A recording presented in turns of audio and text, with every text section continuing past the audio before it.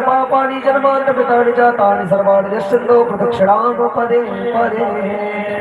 हनुमान जी महाराज की जय हो। श्री सीताराम भगवान की जय हो। सुगंध पुष्पाणि यथाकाशानि च पुष्पांजलिर्मया दत्त ध्यान परमेश्वर श्री पुराण पुरुषोत्तमाय नमः श्री रामदूताय नमः मंत्र पुष्पांजलि समर्पयामि। आइए पूज्यदास जी महाराज के मधुर वाणी से भगवान की अमृतमय कथा का स्मरण करें।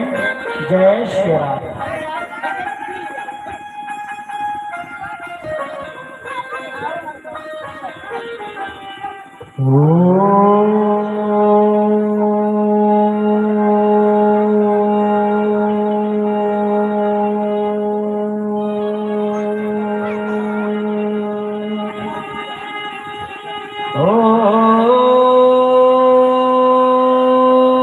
श्री गणेशाय नमः। ओम श्री सरस्वती नमः। ओम श्रीमते रामानुजाय नमः। ओम श्री सीतारामाभ्यां नमः। ओम श्री हनुमते नमः। ओम श्री राधा कृष्णाय नमः। वक्रतुंड महाकाय सूर्यकोटि समप्रभा निर्विघ्नं कुरु मे देवा सर्वकार्येषु सर्वदा। नारायणं नमस्कृत्य नरं चैव नरोत्तमं देवीं सरस्वतीं व्यासं ततो जयमुदीरये। नमः गुरुभ्यो गुरुपादुकाभ्यो नमः परेभ्यः परपादुकाभ्यः आचार्य सिद्धेश्वर पादुकाभ्यो नमोस्तु सीतापति पादुकाभ्यः। दक्षिणे लक्ष्मणो यस्य वामे च जनकात्मजा पुरतुर्मारुते यस्य तं वन्दे रघुनन्दनं। रामाय रामभद्राय रामचन्द्राय वेधसे रघुनाथाय नाथाय सीताय पतये नमः। अतुलित बलधाम हेमशैलाभदेहं धनुर्वनकृशानं ज्ञानिनामाग्रगण्यं सकलगुणनिधानं वानराणामधीशं रघुपति प्रिय भक्तं तं वादजातं नमामि। सीता मेरी मातु है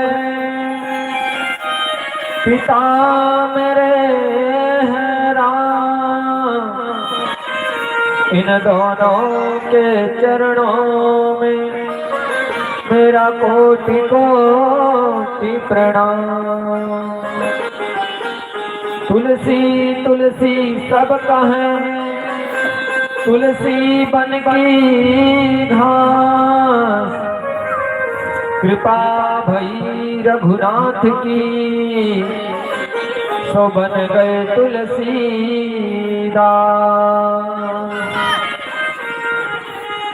राम कथा के रसिक तुम भक्ति राजमति धीर आय सुवासन बैठियो तेज पुंज कपिवीर। बोलिए श्यावर रामचंद्र के कौन सुत हनुमान की जय हो। आइए अपनी वाणी और मन को पवित्र करने के लिए श्री हरि नाम जप। ओम हरि ओम तत्सत् हरि ओम तत्सत् हरि ओम तत्सत् हरि ओम